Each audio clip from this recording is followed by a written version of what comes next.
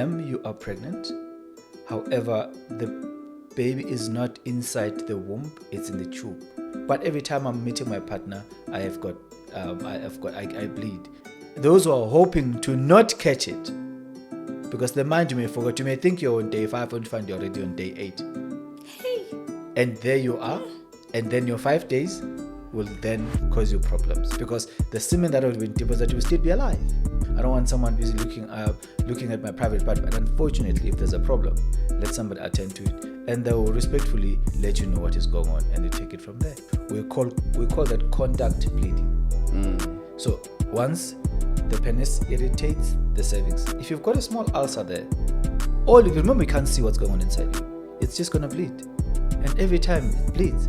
Or it's what we call vaginitis or cervicitis, which is an inflammation of the cervix. But those are infections. Vaginitis and cervicitis, those are infections. When is it also safe to have sex?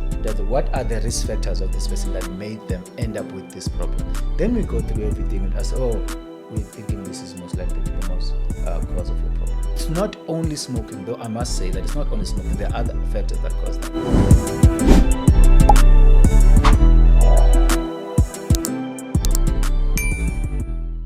Welcome to the Magc Wellness Podcast.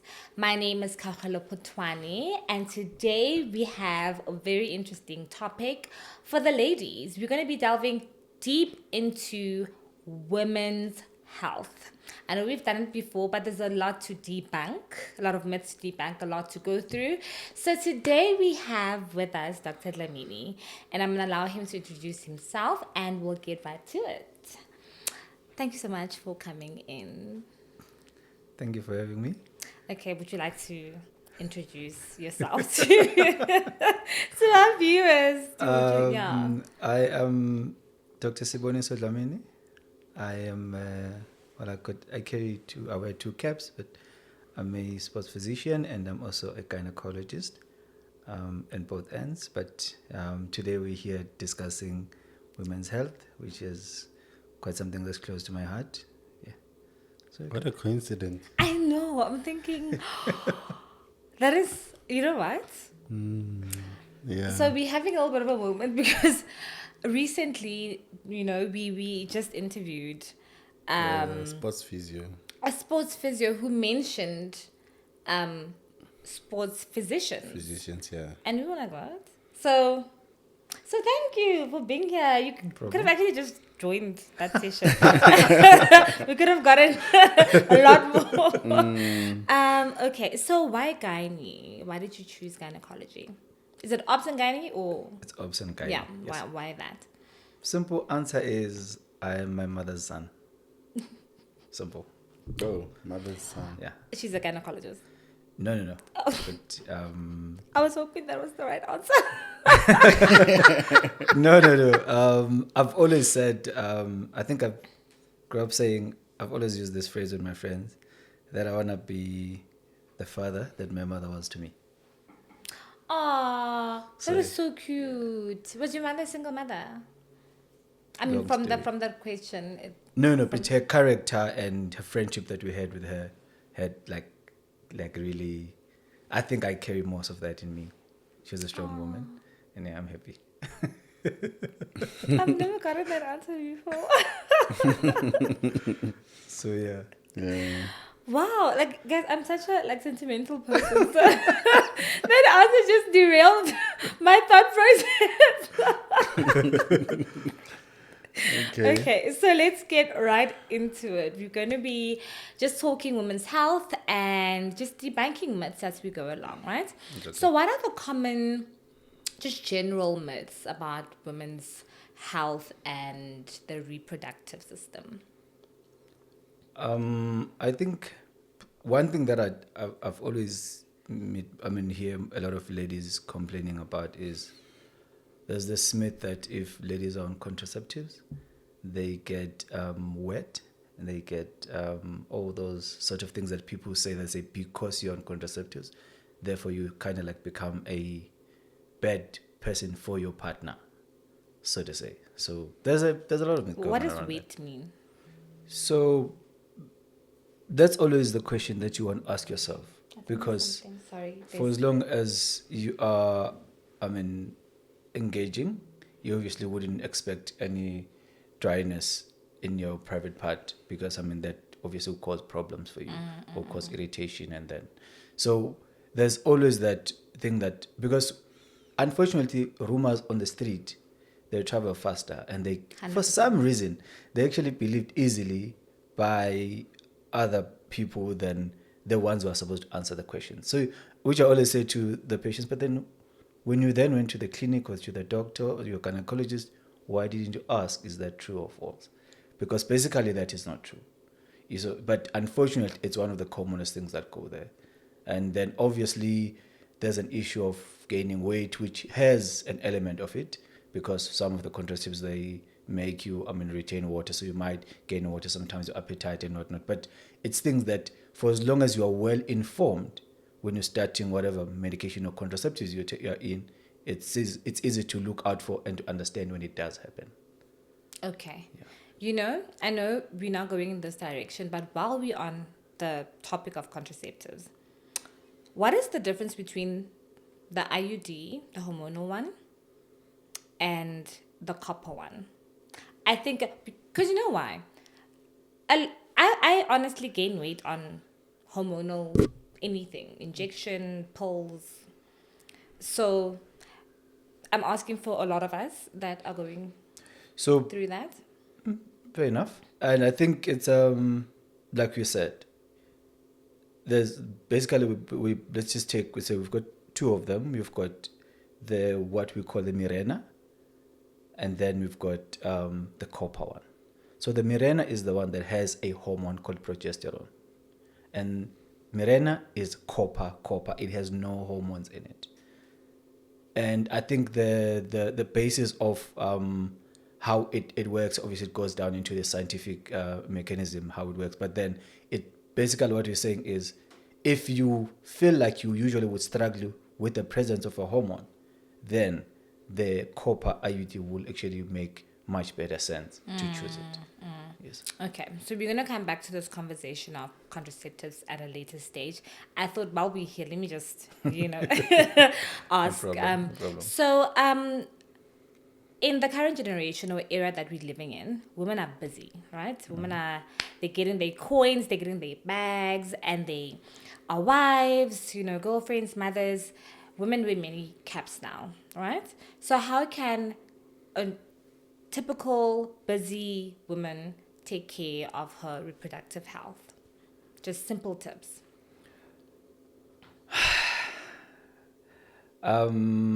Are you asking in terms of when does she choose to have children?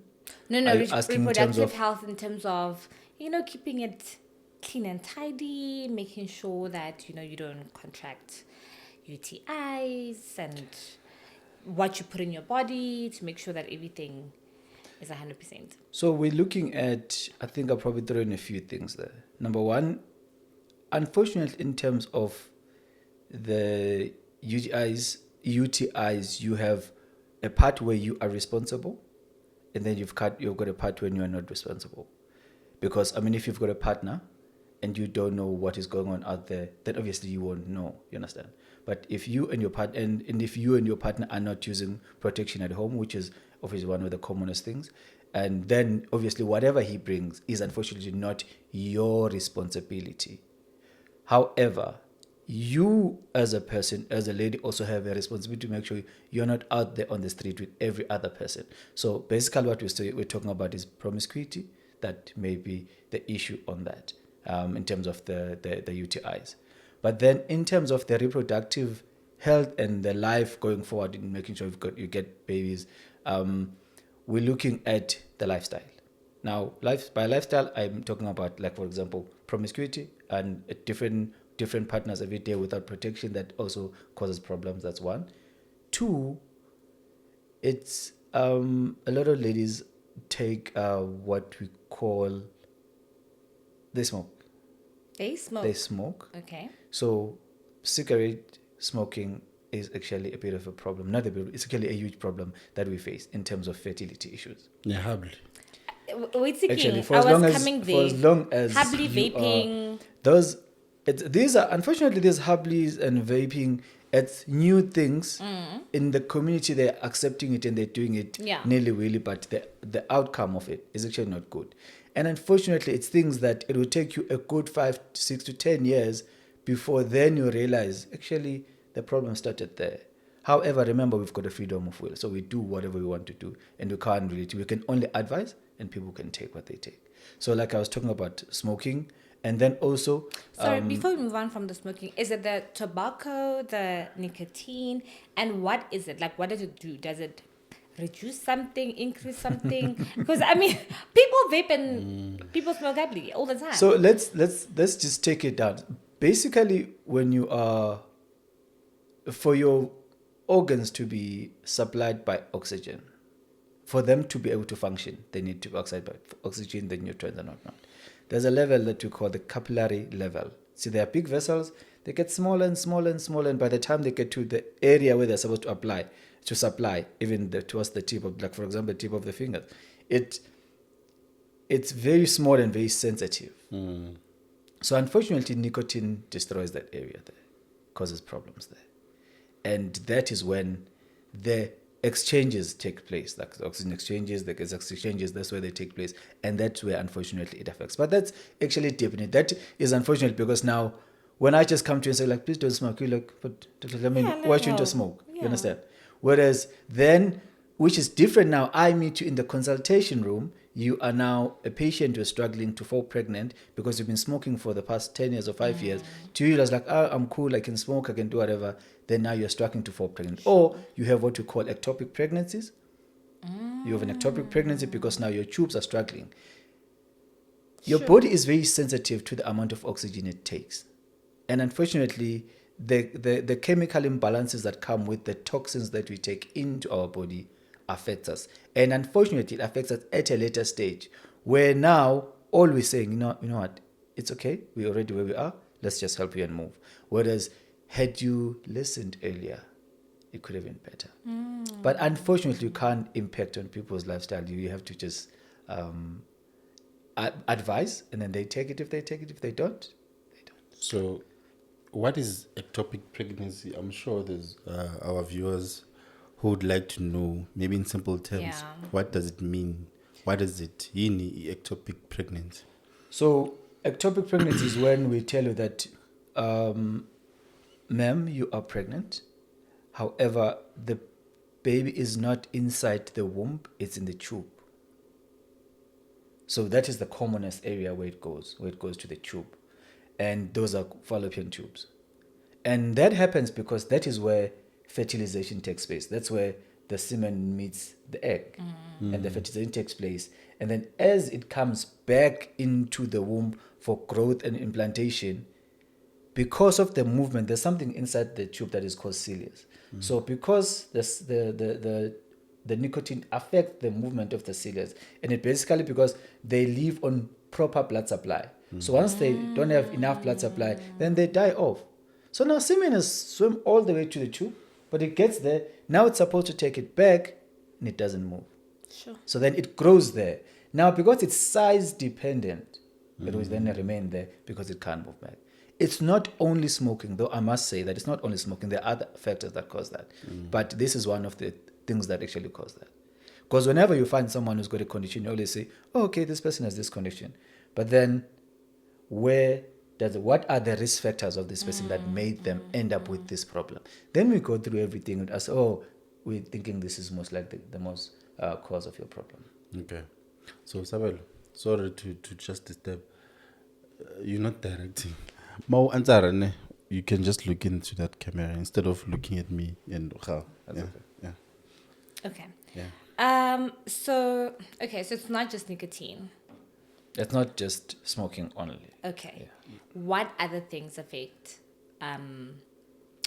reproductivity? Yes, so basically we mentioned the lifestyle. So we're saying lifestyle in terms of the number of partners that you have. We're spoken about the smoking. We're talking about gaining weight. We're talking about the alcohol intake that is so those are the things that actually play a part that I would advise and say, because we've seen quite bad outcomes coming from it on the other side of the medical room. So it's always good to advise people to say, maybe you need to go slow on this because it has a bad outcome. The only problem is this, and I always say this when I talk to my friends, that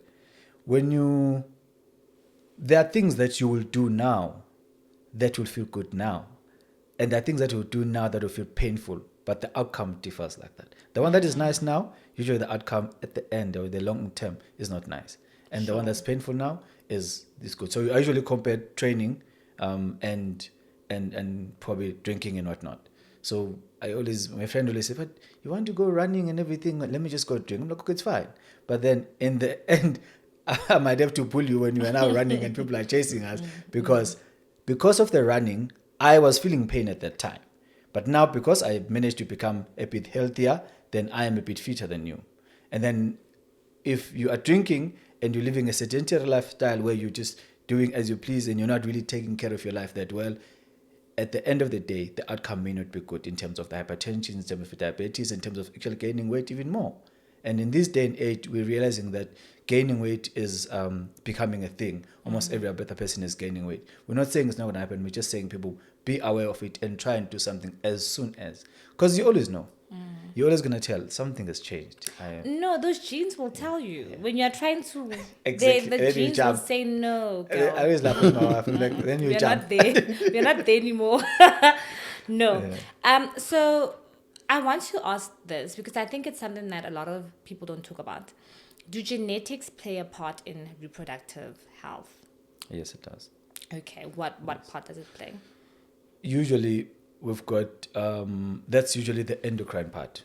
Okay. For example, on situations of it depends on there's a condition we call polycystic ovarian syndrome, where that actually affects quite a number of ladies, but because someone is going to be saying you're quite hairy, you're quite looking cute and wait, whatnot. I'm sorry, you're quite hairy. Hairy, yes, like on the face. face. Oh, and it's.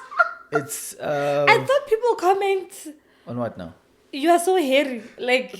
No, I'm just saying. So I thought it's like a, because remember we were talking to a there gynecologist. there is. So though, I really thought yeah. like some. No, you can't tell someone you're so hairy. No, there is also like a street language. A conception, hairy, and women, of which maybe we can talk about later. Debunk, because we need to debunk that. Yeah.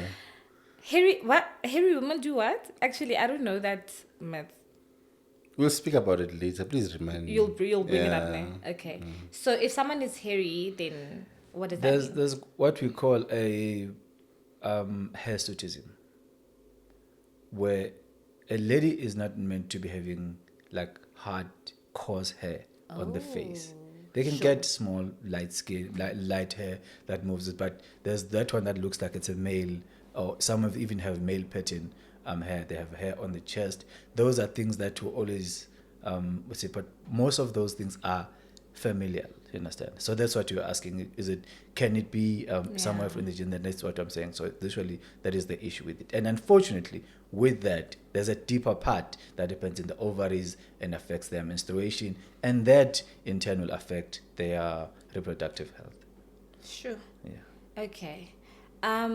Before we get to menstruation, because it's a topic I think many of us, especially myself, would love to really go deep into. We hear a lot of things about good vaginal health, right? Or hygiene. Some people use brands, that are scented, non-scented, that are for washing, your vagina. And you get people that use soap, don't use soap, or use water, or they dry shower, or, there's a lot of people that do a lot of things. What is your medical perspective of good vaginal hygiene? What should we do? Or what should we be doing? Please be clean. How do we get into it? Do we use the products? Because we've heard that. No, we're going there. So basically, I'm saying be clean. That's number one. Obviously, hygiene is important. Take a bath every day, probably twice a day. If you can't, it's okay. But take a bath. That's one. So that you, number one, get used to the smell of your private part. And then you will know the discharges that come around menstruation, the discharges come after menstruation, the discharges that come if you have met your partner. So these are the small things that, when we talk about the norms, I always say, know what is normal, and then you will definitely tell that, no, man, something is now getting out of hand. In that way, that's where we're starting. 2, the vagina actually has its own way of maintaining its own normal vaginal flora. And it has got some bacteria there that we need to clear the area. Because remember, the open end doesn't have a very sealed area. So that is how it actually cleans. So by using the scented and then using soap, it actually does affect that normal flora. So maybe if I were to put it in just simply, just stay away from too many chemicals.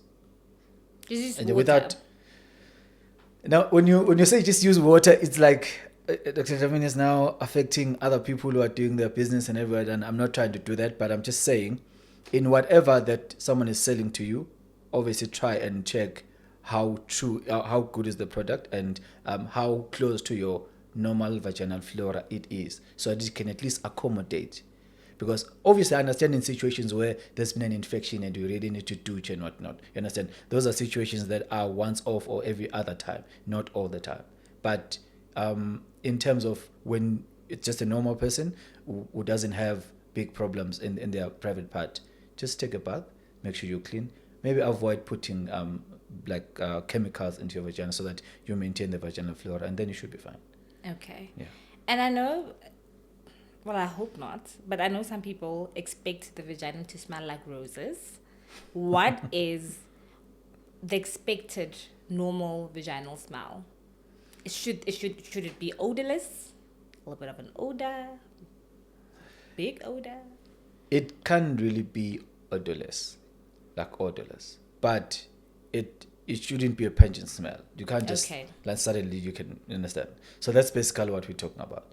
And it's only, and usually with the smell comes a certain discharges. Sure. So you should be able to, that's what I was talking about, get used to what's your normal, so that when it moves out of that, because unfortunately then even when you've got children, you can be able to tell that, no man, this is not good.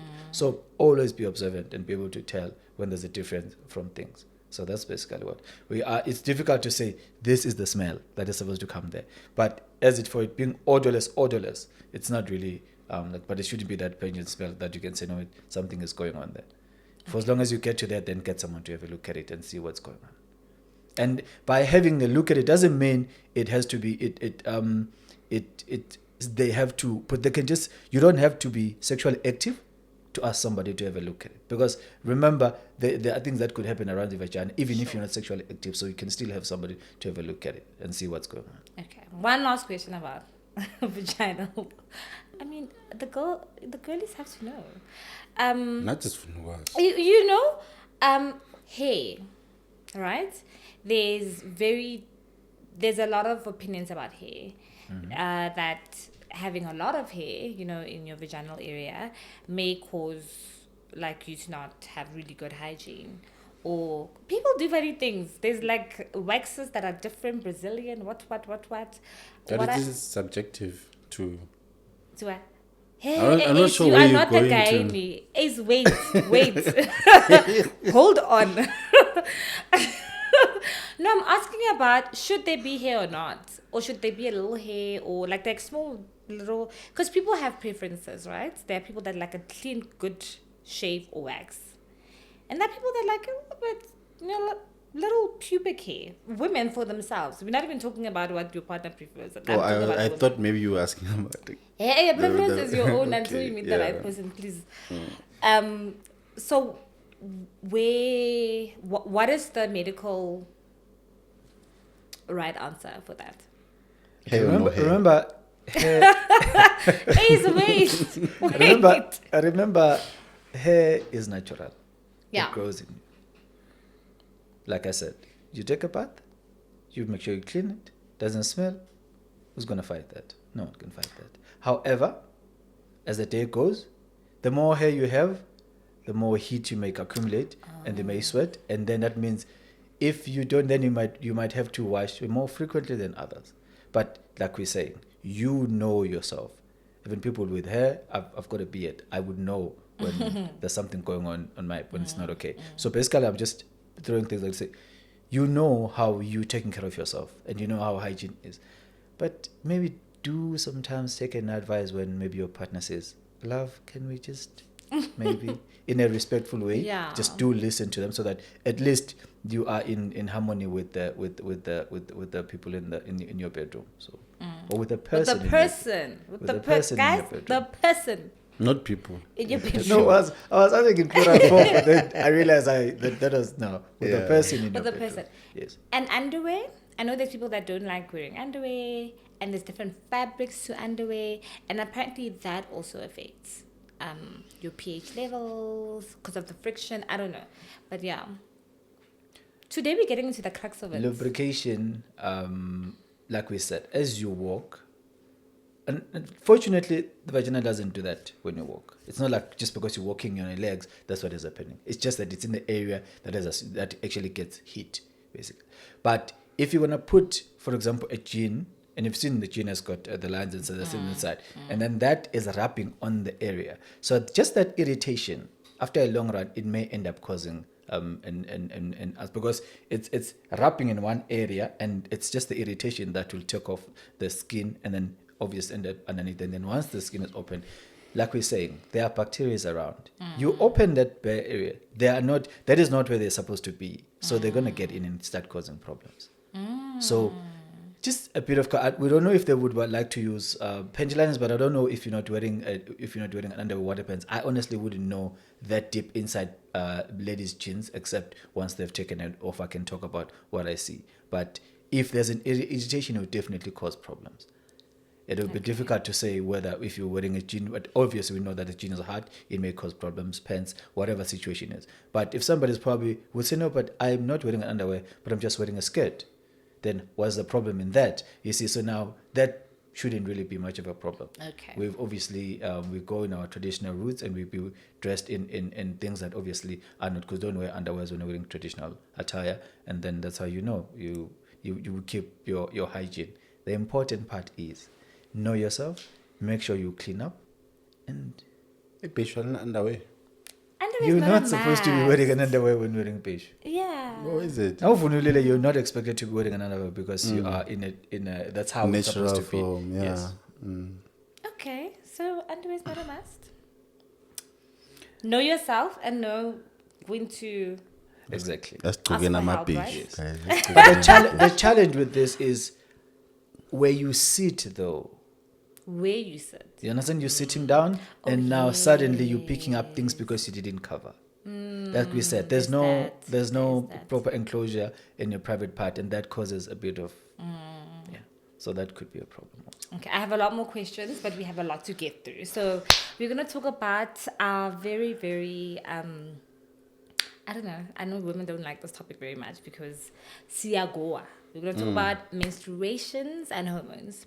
Okay, so let's start with knowing the length of your menstrual cycle. Okay. Yeah. So what is the normal range, and when should one be concerned? Okay. Let's take it. Probably put it at 28, 31 days. That's just the cycle itself, and then you move it down to how many days does it take you on your period. So when we always compare it from the time when you started, and we will ask, was there any change? When did the change happen? Was there any other event that happened around the change? Were you taking contraceptives or things like that? So that just goes to the number of days. And then, on day 1, I use 3 pads. On day 2, 3 pads. Day 3, then I start using 2, then a small blurb. Then day 4, then it's fine. Then day 5, no, I'm just putting a panty liner because I know I no longer believe that. And that is how you should be going. And you should be teaching when the kids are starting, they should be taught and step by step, this is how it's supposed to be. And this is how you monitor. The reason why I'm saying this is because when you now come to us and say, there's something wrong with my menstruation, and then the question will be, what is it that is wrong with your menstruation? Then I say, no, Dr. Dlamini, I I go on my menstruation twice in a month. You see? Now that's one thing. Or I used to use 3 pads on my first day, and I knew on day 5 I would no longer be using a pad. But now I go to day 5, day 6, and I'm still using 3 pads, and it's becoming a problem. It's now heavier. You understand? So these are changes that we're talking about, and we usually group it in this in what we call abnormal uterine bleeding. So when we're talking about that, we're saying you know what is your normal cycle, but then what is it that you feel like, no, now it's different. I now go twice, I now use more pads, and I suddenly now have pain and things I never had. So these are the normal things that we look at. And then obviously, depending on what is the cause, we then go down into the hormones and other things that cause those problems. Okay. And I think this is why it's so important for women to track their menstrual cycles. And there are amazing apps online, guys, where you can actually track your menstrual cycle and know when things are abnormal. Because people are holding their breaths every month, hoping that the menstruation but why comes. are they holding their Oh, breaths? because people, Ace, Why why are do they we holding hold their our breaths every menstrual cycle, just hoping and praying? That what What's about happens? Abeko meat? Which you guys are not pregnant, right? There we go. Yeah. Okay, so It's a game of chess lately with, with the menstruations. People are just, okay. so. Yeah. And sometimes it's because of other factors. I know with me, stress really delays my periods, and what other factors are there that people should be looking out for? Because a lot of women sometimes are delayed, but not because they're pregnant, but because there's things happening in their body. Okay. So what are those? So we always look at are the things that are pathological that are causing you to not have menstruation, or it's just what is common, just your normal hormonal imbalance that is there. We do see a lot of hormonal imbalance. It's usually because of the ovulation issues that is around menstruation. So that's one aspect that we look at, and then we look at the other part, because now we take this hormonal imbalance as almost something that is almost, it's not normal, but we wouldn't really jump when we see it, and there wouldn't really be any operations needed for that. And then we move to other things that are probably would be pathological when we say either they're causing the bleeding or they are causing lack of thereof. Like we've got something with the ladies who are on contraceptives that may not cause them to bleed, like the commonly known as Depo-Provera, but it's a progesterone. So it's commonly known as Depo. So they may not get their periods. Maybe they're using an implant now that goes on the arm, then they may not see their periods. You understand? Or they may be on contraceptives and they're now getting what we call breakthrough bleedings. You see, so this is just the issues around the contraceptives. But then when we're moving to the pathological part, there are issues we need to do pap smears. Ladies need to do pap smears and know what's going on. That's one, so that we can attend the issues of cancers of the cervix, or cancers in general. Or there could be issues that probably they're getting older, something we call polyps. There could be some small tissue that is hanging out and affecting the lining of the womb, which is called endometrium. And then that, because the womb doesn't seal nicely, that polyp may cause problems. So it can cause bleeding, you understand? It could be issues of fibroids, which is the growth that is in the uterus. So there's a lot of issues that are associated with that. And they could be having bleeding disorders, you understand? So there's a lot of things. There are issues that may cause you not to bleed, and there are issues that may cause you to bleed. So there are central issues that may affect even the hormonal supply into your ovaries and affecting the endometrium. That may end up causing you to not even get your menstruation. So there's a lot of issues that comes with it.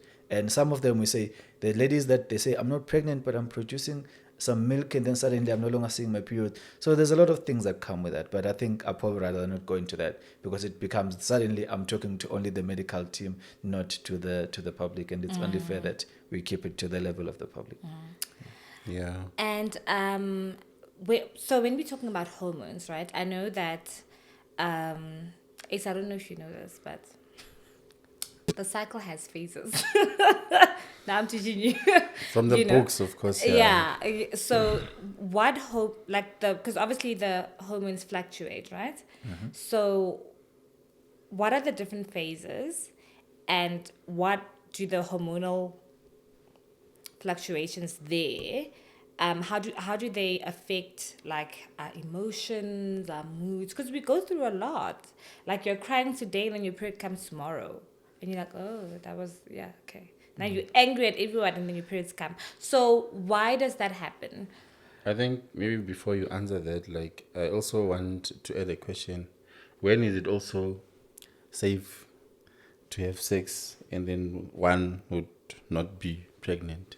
The safe days, just to the viewers. I know a lot, other people know, Like, but there are other people who don't know. Or when are safe days? Guys, please don't. As a method of Mujingo, contraceptive, right? Don't do it. My brother. Yeah, don't maybe you do can it. answer that towards the end of your answer. Don't do it. Okay, I thought I was going to answer it. No, please answer. No, I'm just saying he mustn't do it.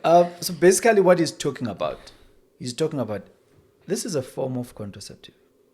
We call it a calendar method. Calendar method. Yes. Okay. But We call it a calendar method, but this calendar method, we usually use it for ladies that are trying to fall pregnant. Yes. At the issues of fertility.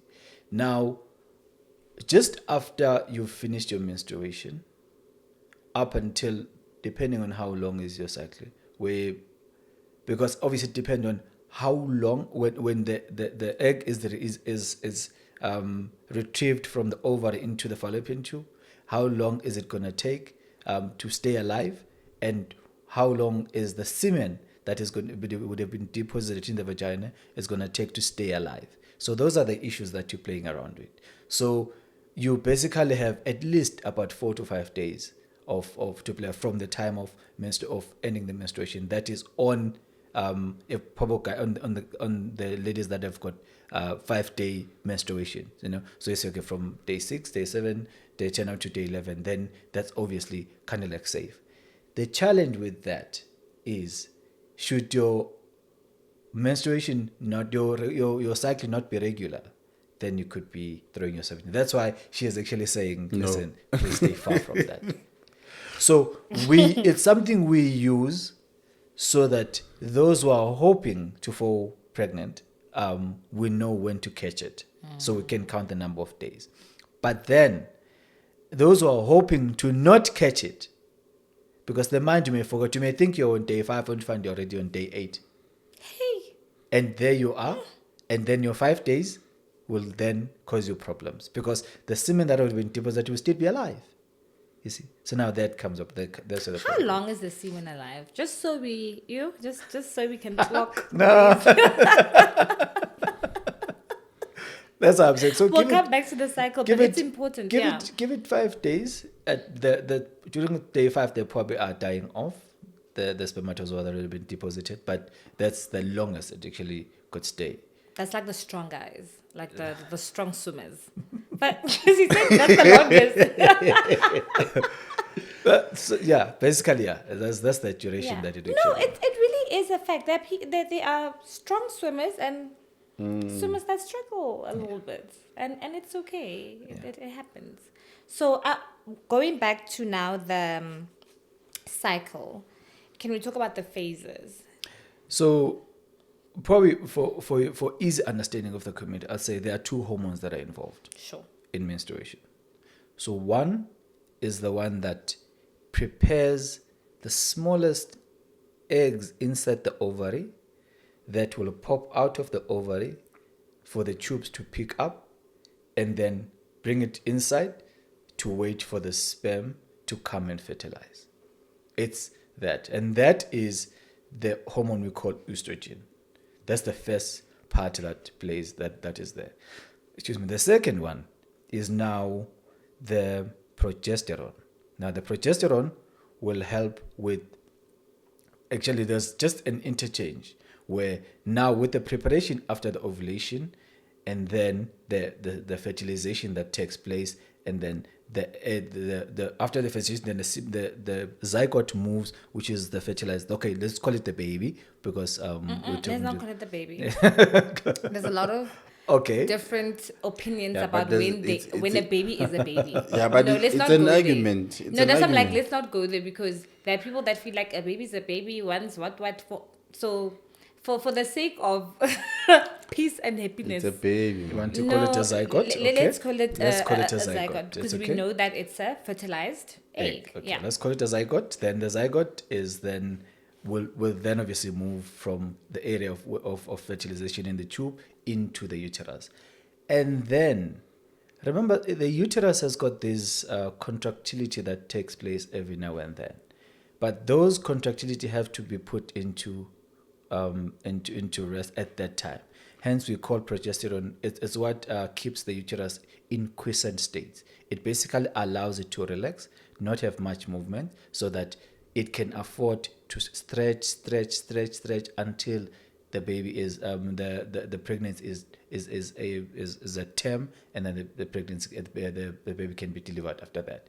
So these are the two hormones that actually play a part. Okay. Now, one thing that may happen, you may have a persistent in progesterone that is causing problems, or you may have the overworking of persistent in estrogen, or you may have a overworking of the progesterone. So that is where we actually extrapolate the use of contraceptives. So we then strike a balance with that to say this one works at this level, this one works at this level. So you keep them in balance, you're definitely going to achieve whatever you are trying to achieve. So that is where we are basically with these two phases that I'm talking about. I don't want to go into the secretive phase and what, because that's Sure. deep into the histology part of the uterus and whatnot. I don't think that is fair on them. But how do these now affect our mood, and when do they affect our moods, and why do we get so emotional and cry and angry, and what is the reason behind that? So it's usually just the peak of the estrogen that is actually causes the tension issues that come just before before ovulation. Yes. And some will even complain about the pain that they have just before the ovary just pops that ovum out when it And comes out. cravings. Yes. So it's all those it's all those things that come with it, and it basically that derangement because it's a changeover phase that takes place. So hormones are actually like very, very pivotal in like the menstrual cycle. Yes, they play quite a big role. Yeah. And that's why sometimes when you're saying, no, but my menstruation is all over the place, we say, okay, let's give you some hormonal contraceptives which are combined to balance the two. That will mean it has got estrogen and it has got progesterone, so that it's well balanced. And those actually are also used for skin for some reason. What is the Exactly. reasoning behind that? Because it's during the time, basically the estrogen is actually quite responsible for a lot of things in your body. So the ones that are used for skin per se are not necessarily there's just estrogens and the thing. It's hormones that we're using for, like I said earlier, with ladies that have got polycystic endocrine issues that are there. So those are the ones that we use so that you can try and lighten up the skin, and it allows for vitalization of the skin. Because remember, at the time when you're almost getting ready to the zygote is getting ready to be implanted in the womb, it's actually the time where there's good oxygenation at the level of the tissues. So that good oxygenation and good hydration actually does obviously affect almost the general part of the body. So with the control of that hormone, it then helps some of the ladies. But it's not just simple as that. Okay. It's deeper than that, yeah. And I know a lot of ladies struggle with like really hectic cramps. And I know people think we get used to it. We do not, although it happens every month.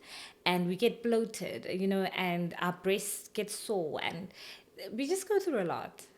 Are there any natural ways of managing or making or easing these really inconvenient, painful things that we go through? Any natural ways? I know people use hot water bottles, for their period pains, and that works. What happens with the water bottles? It just makes it feel better. Where do they put it? On your lower stomach. Oh, on the womb area. Yeah. It really helps. It really works. I don't know if it's the heat. Or maybe it's yeah, I don't know.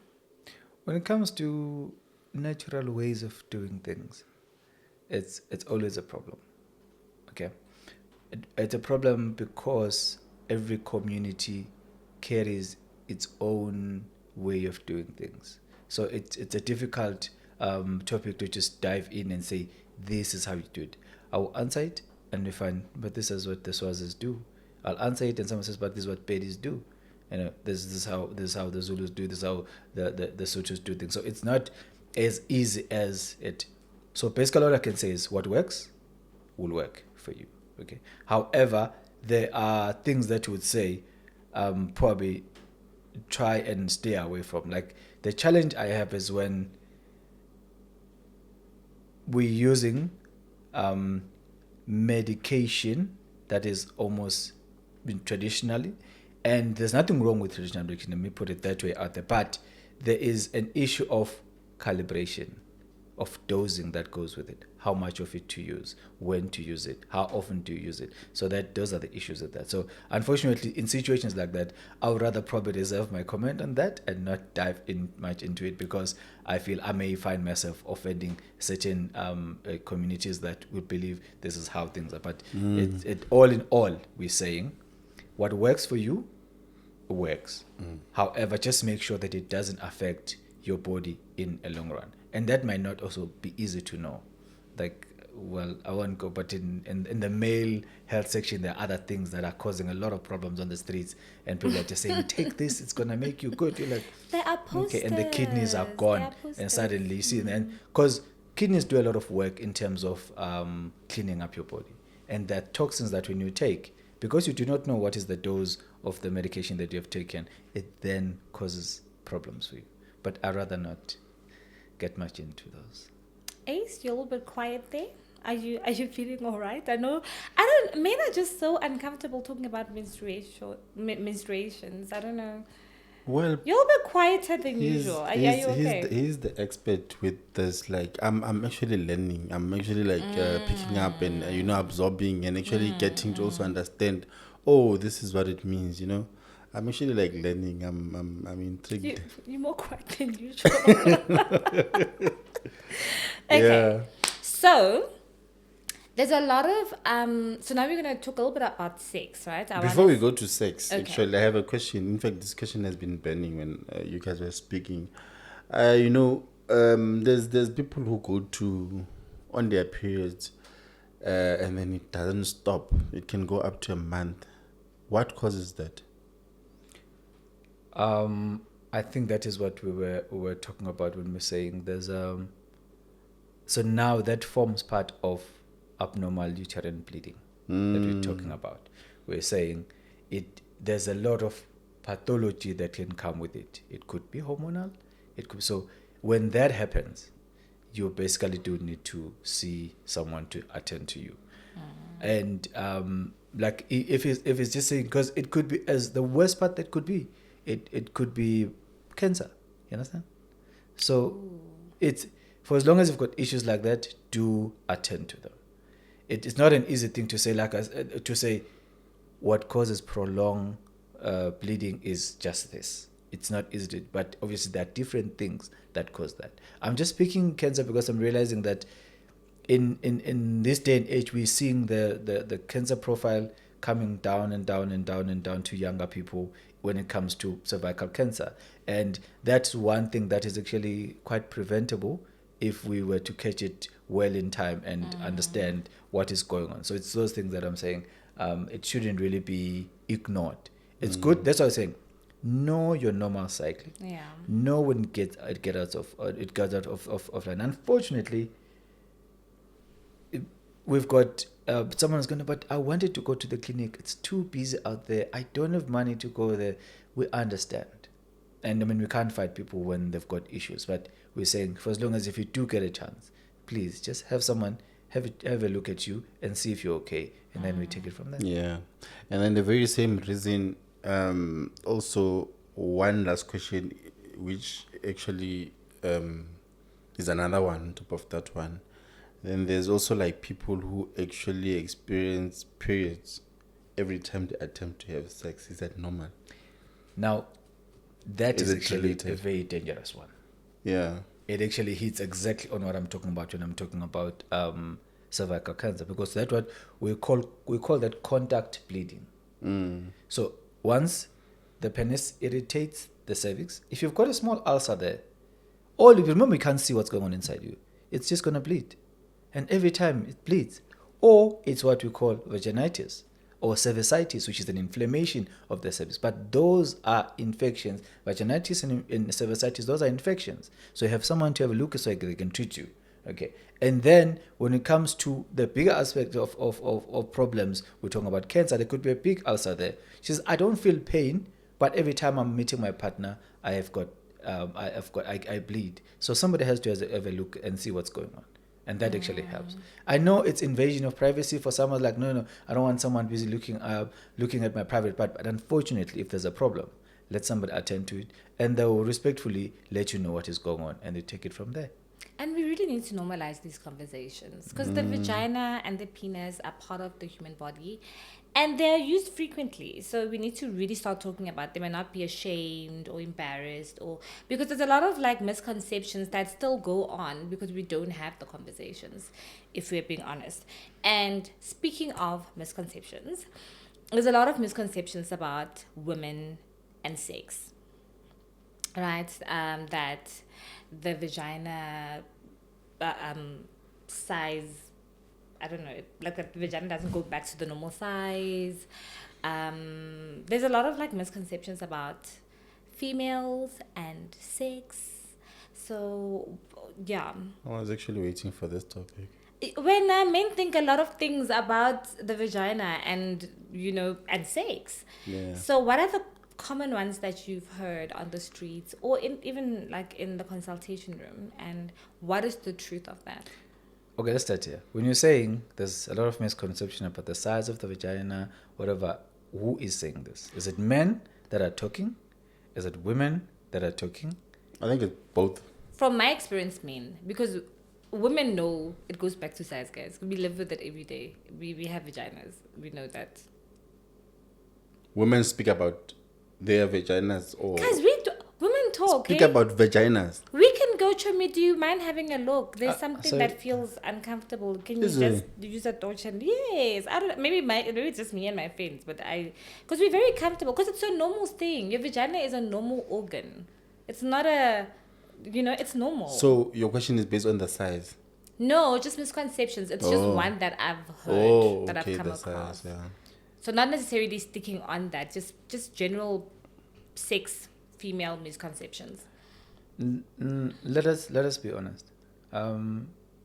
If you're asking me whether in the long run does the vaginal size remain the same, it depends on people. But does it remain the same? The answer is no, it doesn't. However, are you after delivery, does it go back to size? Obviously the baby's head is almost that big, and then it does. It's bigger than what? Yeah. It's bigger than what? What put it in there? Please use the words. Ace, we are trying to... No. Okay. Help me no. with the English. It's a penis. No. Yeah. It's bigger than a penis. It's bigger than a We penis, are yeah. adults. We are young adults, professionals. We need to be able to say words. Yeah, but guys. the words were not there. They were not. The word it's the penis best way was I not could. there. The Penis. doctor understands. Please say it. Please say the word penis, Ace. I need to hear you say But it. why must he say that? Because it's Why a must I normal... say it? Why Because must he he's uncomfortable saying it. And it's a normal word. No, I It's didn't an say I'm organ. uncomfortable, but then Then why But- can't you say it? no. You know what? I'm It's going to a respect your boundary. You know what? Just out of Sister Pila always says to me, Dr. Dlamini, you don't like using certain words. They always, the guys in our reproductive health, they always like, I'm like, you don't like. I'm like, I honestly know that when I'm talking to you and I'm saying your private part, You understand? you know what I'm talking about. And it's not actually, even kids, they know what we mean. But I understand that for those who want us to use the words exactly, it's like, but No, for kids, obviously, like, you'll sensitize them as they grow. I'm still that kid. But we, like, my we in a mother's room son. of adults, our I'm my channel mother's is son. for adults. Our channel is for adults. Vagina, penis. Like, You're repeating it. Baby. Like, it's so normal for you. 'Cause Like, you- we're pinda. You because it's a normal word. I don't, you know what, maybe it's a me thing. Okay. we submit to you. We're fine. So what are some misconceptions about females and their private parts? Basically, I think this is just the biggest issue that gets discussed every now and then. Okay, now suddenly a vagina is big, or she comes and says no, but now they think it's big, or I feel like. Okay. But I think let me take it down to the feeling. Let me take down to you and your partner.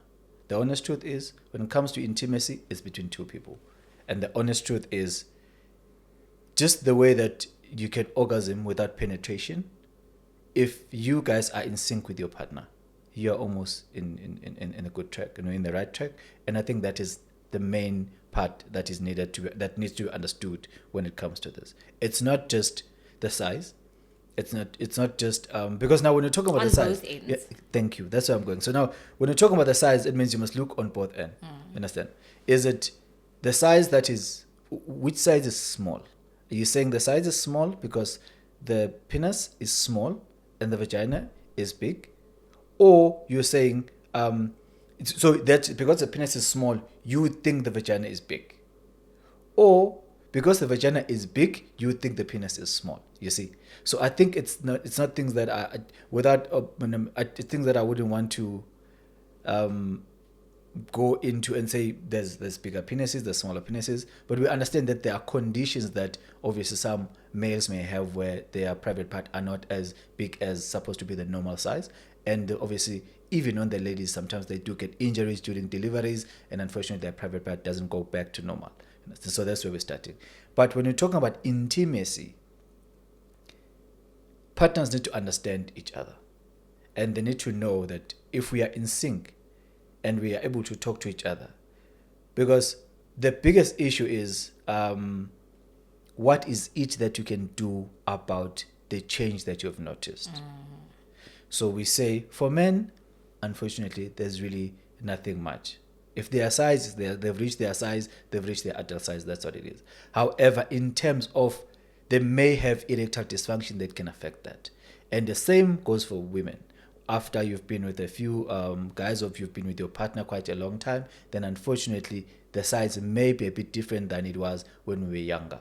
Obviously, even the texture of the vagina, I mean the lining of the vagina may change, and those things. It could have been injuries during delivery. But the communication between the two partners in terms of intimacy, because I think the reason why we're talking about this is because some partners out there would complain that my partner is now like this, my partner is now like this, and that actually causes problems. So I think it's a very sensitive issue, and you should be saying, I know what I'm feeling. Because the honest truth is, a man will know what he feels inside a woman. So does a woman knows when the man is inside how she feels. But the honest truth is, I would never know what my partner feels. You will never know what your partner feels. Understand? But you know what you feel. So it's things like that needs to be communicated, and we can obviously communicate the change, that I feel like this is the change now. What can we do? Can we attend to it? How best can we now attend to this? And in that way, things will be better. Because the myths of the sizes and whatnot, the different smell and whatnot, so it's We'll never debunk them all, exactly. no? We can't go that far. Yeah. So I wanted to find out, like, you are speaking a lot on communication, which I think is very important in, with intimacy. How can women communicate their desires and their sexual preferences to their partners without judgment, or their partners feeling like, hey, when you've been around, why do you know those things? Like, where do they come from? How can women express these things, because women are really afraid to say, listen, I prefer this and I prefer that, and I wish you could do more of this and less, so yeah. I think you've got a very good point. And the point is, like we said, it boils down to communication and understanding and consideration towards each other. Now, you come to me as my partner, you say, I wish you could do 1, 2, 3. Sorry. And then someone's going to say, but where did you learn that? Who told you that? Who taught you that? Were you out there doing whatever? It's not actually that true. It's not true, because we're people. Like you were saying, you sit as ladies, you talk to each other, you hear someone did that. It actually, you understand? They've done that. It actually works.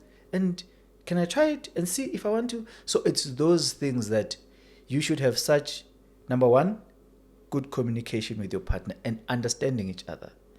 2, if you are an exploring couple, understand that I might just go out and hear something and then come and say, can we try this? And see if it works. Because someone said to me, and the joy that they had in their face looked like, I also want to have that joy. You understand? So, can we try that? It is not because I went out, tried it with someone and found it good, then now I'm saying, let me bring it home. It's actually because we are adults and we can imagine things and you can hear when people think. You understand? So basically that's just, and the myths that come with it is that the biggest stress is, where did you hear this? Yes. And suddenly you're going to feel judged. So a lot of ladies will say, no, I'd rather not say because I'm going to be accused of having learned it from someone else.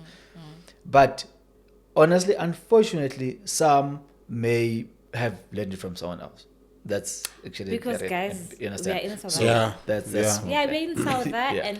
and also because like of age and whatnot, you may have had previous sexual partners. Yeah. But then you know how you feel. I do not know why there's that issue that some guys will complain that, she's going to take longer to climax and whatnot, and then she blames me. And the lady will say, I would rather not, I want to hold myself before I let go and climax. As ladies, the more you climax, the more your partner will be comfortable with being, because I think it will agree with me and say it's within a man's wish and to make the lady happy. Yeah, true. So the moment I'm sorry, I totally agree. I disagree, and I don't completely disagree. I disagree to a certain extent because of conversations, that we have as females. Some men really do desire, to see their woman happy and whatnot, but guys, some men just really don't care. But we're not talking about pathological people here. We're talking about the normal people. We're talking about normal people. And a lot of women will tell you, Aibo, Ubuti. I gotta, and afterwards, turn around. I would die. But apparently, but these are things that really happen. I know, yeah, right. And also, can we go? It's I think important. let me just come in there. I feel like the issue still goes back to communication, right? Yeah. So I feel like we're coming from a damaged generation when it comes to communication, considering what we actually learned from the men in the past, our grandfathers and this thing, like a woman can't speak to me about such. I need to dominate. I don't hear or listen to. I mean, it's something that, was... It wasn't abnormal for years. And it was passed on to say, culture comes in to say, this is how it's supposed to be. And there's no negotiation of some sort. So, I mean, with us, this generation, we're open to that. We listen. As he's saying, we normal, like to the normal guys. I mean, there's people. Yeah, I mean, I feel like men and females and males will view this particular topic very differently. And that is fair. Hence, we're saying we're reaching out to the normal couple. To the normal people. And this is what I want to say. Now, suddenly, there's situations like that. Address them, and this has a small connotation of abuse. in it. Well, because I want to sleep with you now, can I just do it? Yes. And when I'm done, then we walk out. And then it's you understand? done. That's not, because then suddenly your needs are not met and are not even considered. Say, but I also need something. I also need to be part of this. Because, and again, what people don't understand, the vagina will always communicate. 100%. Just the same way as the penis will communicate. The small displeasure that comes with it, it will give up. The small displeasure that comes with the vagina, it will dry up. And unfortunately, because you've agreed to continue, you're just continuing like, let me just let it happen and let him finish. And unfortunately, that dryness will cause an irritation on your vaginal mucosa, and then it exposing the lower part of the mucosa, and that the bacteria will now have an exposed area. Suddenly you've got a discharge. Suddenly you have got problems. You're feeling pain, you're feeling things that you don't understand. So communicate with each other. We understand that it's not all the time where you're going to feel all mushy and you want to, be with your partner, but communicate. You know yourself more. And another issue is, you know which direction. This fighting, looking for a spot, and then guys are going to be laughed at, say, you did not find the spot. Look, I don't know where it is. Remember, as guys, we walk in with a torch, we have to look in the house. And No, I'm sorry, but men feel like like that. sex is a one-trick pony. They feel like it's a one-size-fits-all. It is not. It is not a one-size-fits-all. And also, men lately, according to the streets, of course, don't believe in foreplay. But please just be nice to the ladies. And just like, it still goes back to the because communication. women aren't Because- up. Let's go. Like, you need to, I think the desire comes from like the whole day. You holding me, hugging me, and then a little bit of foreplay. Preparation. It's not just the The calls, let's we're go. going to meet on this day, we're going to meet there. But I'm on my the way. other note, I'm just gonna be like general, right? I can meet a partner now, a partner where I don't have to do all that, and I go back to a next partner. You understand? Then they might demand that. Then that's Not when they demanded. Ask ask for it. it. That's when the communication comes in to say, I see that you're doing this. Can we maybe try this? And then I need to be open as a man.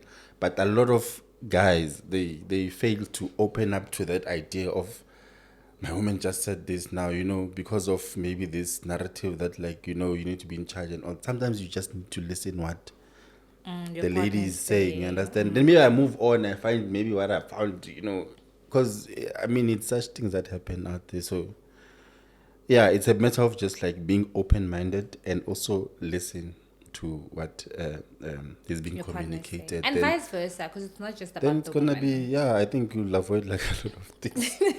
Communication, basically. Thank you. Communicate with your partner.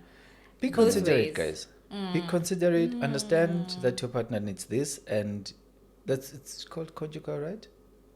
In marriage. So it's things that we have to address them with sensitivity. Yes. And understand. And even when you're addressing it, don't just throw response into people without digesting it and see how is it gonna land on the other person. Yeah. Be loving and gentle. Yeah. with If you want me to choke you, you communicate with choke me. Yabo. And then I first need to also process that to be like, And also Google how to choke. Because now one number two, you are born. Yabo. Now we have a So problem. it's such things I need to digest it, and speak to myself. I'm like, okay. And I communicate back. How do you want me to do it? And then you communicate it. It's a nigga. It's a communication. You communicate, I communicate back, and then go back and danger. And Then we respect all boundaries happy. as well. Because there's certain things that some people really just don't want to do. Yeah. And We are born- and that's also fine. Yeah, and then you see now. I actually like that part. Because now we've got people that explore almost every other thing. But the things that people do. Hence, we say, guys, you meet someone. It's what all happens. My love, yes, yeah. So we say,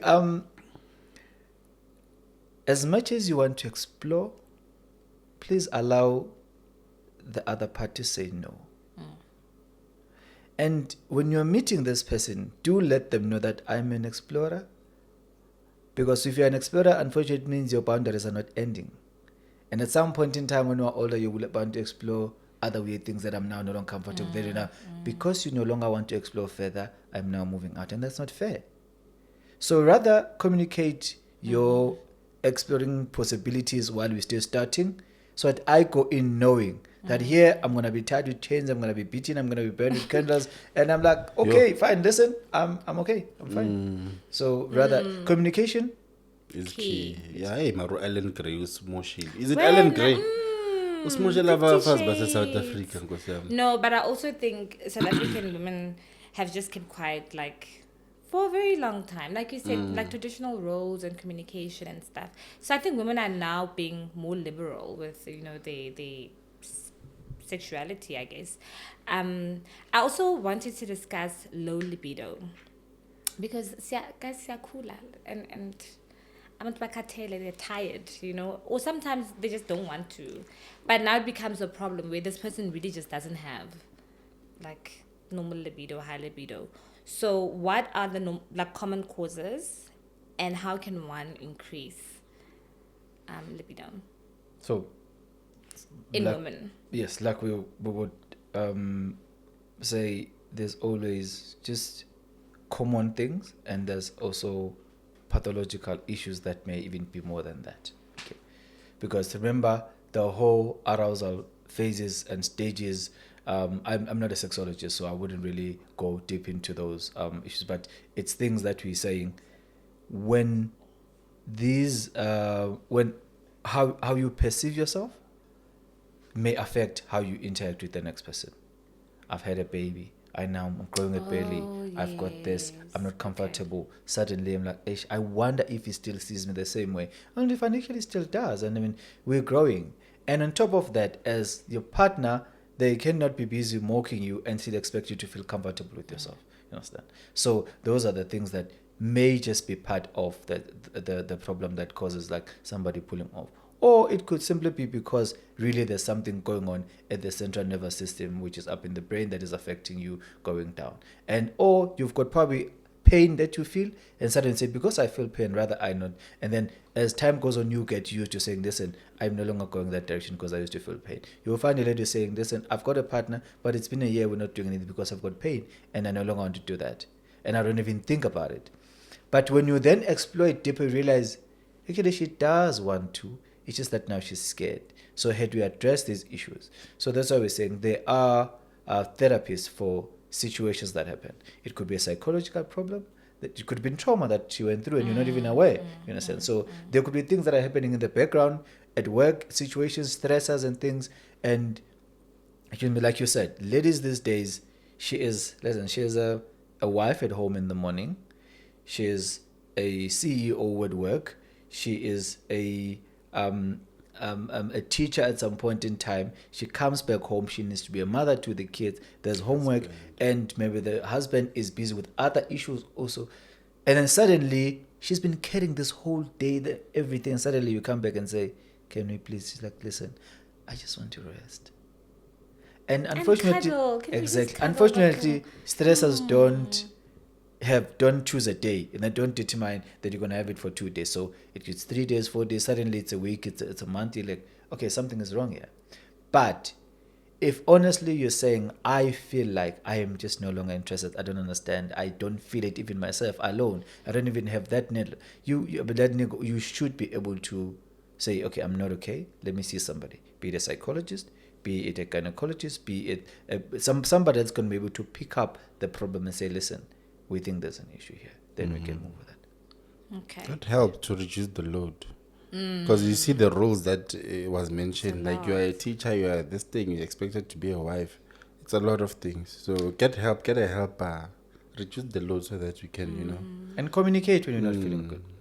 Communicate. Funny enough, when we meet as people, you'll find I'm meeting you. I don't know what bargain you're carrying in your life. I'm coming from a flat where I was staying alone. I was buying grocery for 2 cents or so, whatever I'm using. And it was just me and my life. If I decide to go to the shop, I go. If I decide not to, I don't go. Suddenly I meet you. You've got a whole bargain with you. And when I join you, I am literally pouring into you with all that I had spent for myself. you will feel the relief because suddenly, wow, there's somebody assisting me, like he's saying. But on the other end, now the person who's now pouring into is actually feeling the pinch. Like, but suddenly, I used to use my salary this much. Now suddenly it's all gone. There are a lot of things that come in. So, and unfortunately, ladies are the ones who usually move from their own comfort zone into the male side. And us as male, we're carrying quite a lot. And now suddenly the lady is carrying a lot that I was also carrying. I may be feeling lighter. Now I'm like, hey, now I'm now happy, I'm fine. But she suddenly inherited a lot of responsibility that also may affect her. So those things need to be considered. Again, boil down to communication. Talk to your partner and let's see where we can meet. And be honest with each other about how you feel about certain situations. Because if you just that's how things are, then before we know it, you're depressed, you're not talking to anyone, and things You are just resent your partner. Exactly. So guys, communication. So we mentioned UTIs earlier on. I want us to now talk about STDs. But before we talk about STDs, can we distinguish the two? Because a lot of the times people tend to confuse them until obviously they seek out help. Okay. So what is the difference between the two before we really go into the different types of STDs? So, basically, for ladies, we call that the urogenital tract. Okay.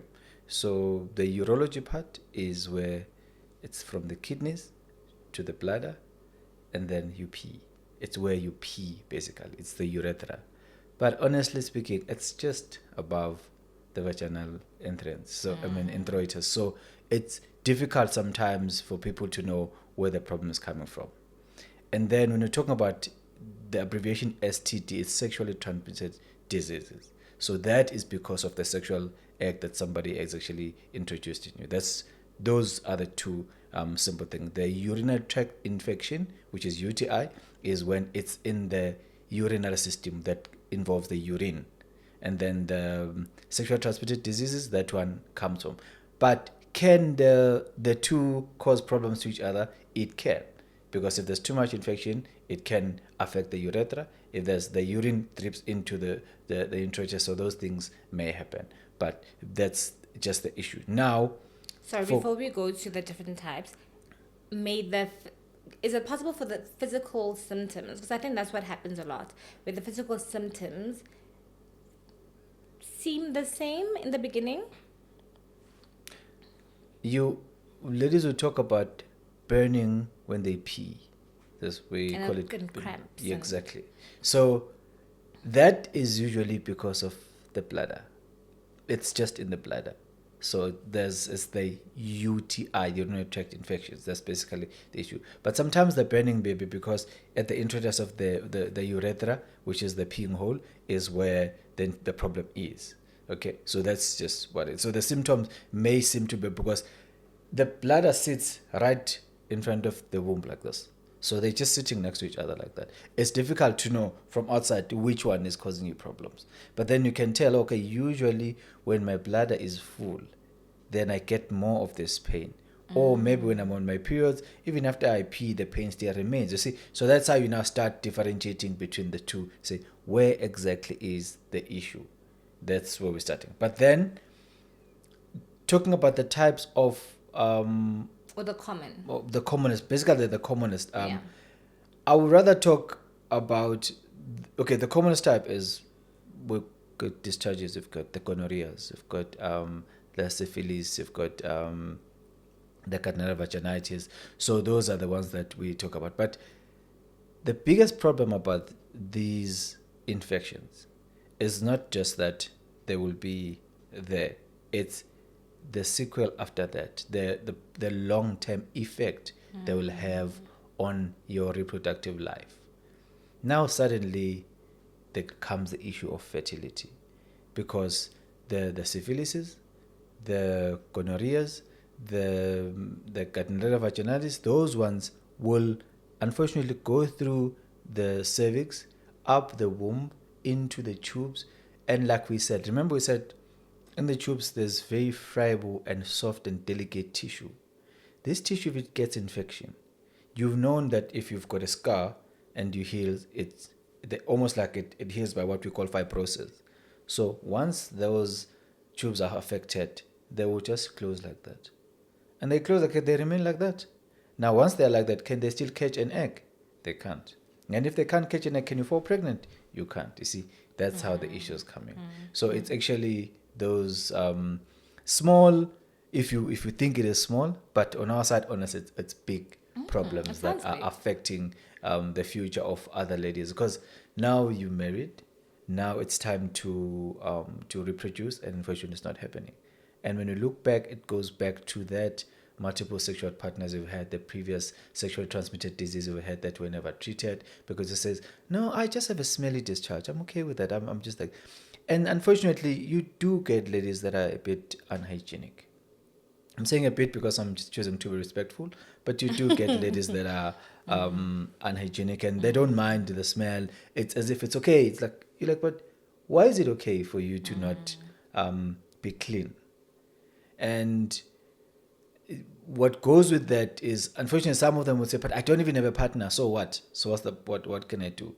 Whereas they don't have a partner that they are with every day, but every now and then they're meeting a few spewers there, undulas there, some tapelos there. So, they're picking up things, and then suddenly, in the long run, ACE comes or Sboniso comes, then we're like, can we now have a family? And the family is not coming.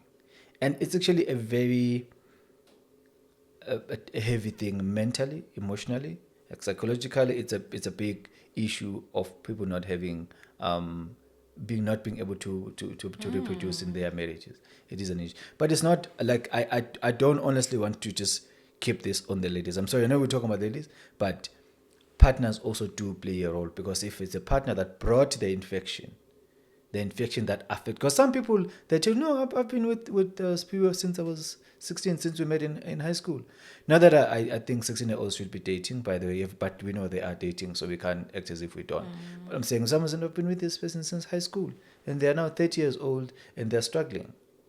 Only to find Spiwa has been going up and picking up things and bringing them home. So according to her, everything has been fine. Then you ask, but have you had some discharges that say, I've had yellowish discharge that was thick, I went to the clinic, actually it didn't get better, but after a while it just got better. So it comes every now and then, I now just get pain every now and then. You're thinking, okay, that could have been a problem, and they could have had what we call a pelvic inflammatory disease because of the infections that start there. It's usually an ascending infection that causes that affects the reproductive tract. So the infection can obviously go in stages that end up in the tubes, and in the tubes they close. Once they close, then they actually there's dirt inside. They can form an abscess. And from an abscess, it can even burst. And you see, so there are times where you would just want to save the tube. Can we make sure the tubes are still fine? Okay, fine. We know that the tubes are now messed up. Can we make sure that the ovaries are fine? Because if there's an abscess, the abscess is most likely going to affect the ovary. And if it affects the ovary, then abscess grows. Then can we now preserve the ovary and at least life? You understand? So now if we're preserving, it basically just goes all the way down. But it all started from just a healthy sexual lifestyle that we are adopting and we're bringing to our partners, and it causes problems. The last question I wanted to ask, I don't know if Ace would like to jump in with a final question. Can you live with an STD and not know it? Yes. That is dangerous. Ganja. So yeah, because there's people that really don't know they have STDs. So you get somebody who says, no, my discharge just smells like fish. I'm so sorry. I'm so sorry. Okay. Yeah. No, because there's a lot of. This is what we're saying. So it's things like that, where unfortunately the problem with the smell, or the senses, our olfactory senses, is that you can sometimes get used to a smell. Hence, I'm saying to you, someone who just say, oh, mine just smells like fish. And that's not normal. Exactly. And confidence also plays a part. So I'm here as a considerate partner to you, and I'm saying to you, listen, I think we need to attend. It's like, so what's wrong with me? Are you saying I'm not okay? Like, no, I was just, but where are you comparing me with someone else? Oh, but also, guys, healthy communication is You see, important. so now, but at the end of the day, we do say that some people this Gardnerella vaginitis, it actually, you just get that fishy smell. I mean, something is not okay, man. Something is not okay. But because it may not cause problems now, you will think, it's just, and then what happens is it get phases where it will die off, and then somebody comes back again, and it wakes up, and it comes. So because of that, you were thinking this is almost normal, but in all essence, it's just a chronic infection that is now no longer going away because it has not been treated, or it was treated, maybe we didn't use the right antibiotics or whatever that we were supposed to attend to treat with. So you can actually have a situation, somebody has a problem, they're not aware until they attend to it. But in all honesty, they will be able, when you now ask them and go deeper, like, but when this happened and that happened, couldn't you tell? They'll say, actually, yeah, I just didn't think it was abnormal. So they can actually have. So one of our viewers is asking, there's a situation like this where somebody, as they just come and walk in the room, and then they know that like maybe they have that particular issue, and what they say is that like they've tried, they've tried different recommendations from the over the counter, like they went to the doctor. What could be the problem there? Is it something that is also like common with the ladies, and one of the, I don't know, is it a disease, or it's related to what you just said now? Or also, is it the sexual partner you're with? Because sometimes, I don't know if this is true or not, but I know some ladies have experienced when you start having, sex with this particular person, your pH levels change. You have a bit of a uncomfortable smell, your discharge changes a little bit. Okay, so you're asking about a lady who already knows. They know when I walk in the room, they avoid like having to be in social spaces because they know when they just walk in, there's so it's a smell that's just not going away. It's not going away, yes. Okay, so smells are different, but when it's now a smell that will kind of like affect your daily living and with people, I'm still to find a situation where it's just an issue of the vagina. But when it is from the vagina, most likely that is alarming malignancy. It's usually the ladies that we see that have got that very pungent smell. You can literally walk past the lady like something is wrong here. Yes. There's two things. It's the urine. Maybe they are not able to control their urine, so such that the urine, the panty liners or the underwear is always wet. So that actually can cause problems. Two, it's cancer. Cancer smells bad. And if they don't attend to it, and maybe, so we always say, we recommend that people go to the appropriate doctors. You feel like it's your vagina that has a problem? Please see a gynecologist. An obstetrician and a gynecologist, that person will be able to attend to that issue. It's the issue of the urine. Again, the obstetrician and gynecologist will attend to it. If they feel like they can't, there are urologists, people who work with the bladder and the urethra, that can attend to that. So those are actually the two things that will be such a strong smell that will come out. But we're saying if there's a situation like that, please see someone, have someone to have a look and see what is going on. Then, like we keep on saying, unfortunately, some conditions get caught at a later stage. And some conditions, they depend on when was the first time you had an intercourse and how long have you been. And then because it takes time for it to develop, it like what causes cancer. So it actually would be advisable that every time when you've got a problem, go to the gynecologist, get to see. If the gynecologist is saying, I think here is the issue of the bladder or the urethra, there's subspecialties even within the gynae department is called urogynecologist, because those ones, as much as they work with we call it the pelvic floor. So we work with that, and those are the guys that we work. But there are also guys who work with cancer even within the gynae setup. So it's not just something that, no, because it's cancer, you can no longer go to a gynecologist to make good. No. Go to the relevant person. We know what are the problems that may arise from the organ that we are responsible for in the medical fraternity. Okay. Yeah. You answered, Ace? Yes, I think I'm answered. And just the last one, the pH and the partner. pH levels in the partner. Is it a thing? I wish it was easy to probably do screens before you meet a partner. But unfortunately, we don't do that.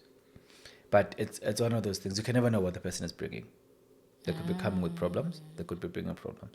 But obviously, a pH change may happen as and when you get used to the difference, because the lady will absorb the semen, and that area may, because it's still a new environment, and that may, but it shouldn't really be a chronic problem that causes. It could happen in the beginning, and then the body gets used to it, and then that may be fine. But if it's now causing problem continuing, when we're talking about sexual transmitted diseases, we forgot to mention that when you are getting treated yourself, please invite your partner. Now you see the problem comes when it's not one partner. So now who are you going to fetch on all? All of them. They must just all What's get that about screened. regular? Honestly.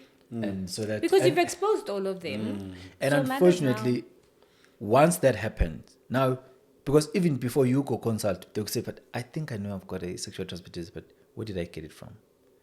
And if you are aware that at the clinic they're going to say, bring your partner, then they'll say, but who am I going to bring? Ish. Now, that delays your time to go to the clinic and ask for help. You're like, no, I'd rather just, let me wait. Maybe it's going to be better. I probably would see. No, it's not happening. Guys, listen, I've got a problem. In most cases, the clinic, the doctors will not ask you where you got it from. Trust me. We're not going to ask and say, where did you get it? We will always say, please bring your partner. We trust that you know who you're talking. But obviously, we would like to know if you're having one partner or two, and we advise on, please do you mind just having one piece, so that at least we know who we're dealing with on situations like this. But doctors won't sit there and judge you and say, no, how can you have 7 partners and whatnot? It's a talk that we need to have, and say, please maybe have a specific person that you're sleeping with. But we are not here to dictate on people, say, live like this, don't live like that. Our responsibility is to advise you and say, in the lifestyle you have chosen, these are the pros and cons, and this is what might happen. And then you decide. But I would always, if I had to say, what do you choose? Please choose the healthy lifestyle. And that is much better. Yeah, and then maybe just to ask one last question. We've had so many last questions. As far as the condom is concerned, right? Is it possible to contact any STD, STI or STD? Yeah. TD? Yeah. Or STI? While the condom is on for both male and female. Is the one that's on the skin that doesn't require like fluids exchange? So, yeah. in terms of transmitting it, it's actually not. But what could happen is you may find that there's a possibility of sensitivity towards latex itself. Remember, people are sensitive to different types of chemicals. So someone could be just, I'm sensitive to latex. There's a lot of ladies that if I use It's a real latex, thing. unfortunately, I get a discharge after that. So it could be this. Or even a guy says, babe, I get a discharge. But I haven't heard much of the guy saying that. It's more on the ladies that will complain. They say, no, I've got a problem after using latex condoms. So it could just be that issue. But in terms of transmitting, unless really it broke, only then it would happen. But in terms of, because this is what we call, this is a condom, we call it a barrier method of contraceptives. So it basically keeps what the guy has and what the woman has away from each other. Except those that are just from contact outside the introduce of the vagina. Yeah. Okay. I think this topic is loaded. Very loaded. And we have many questions still. But time is not on our side. Dr. Dlamini, what are your parting words with us? And for our viewers? I think we are really seeing a lot of the sequels, or if I may say, the long-term effects of the lifestyle that people are choosing.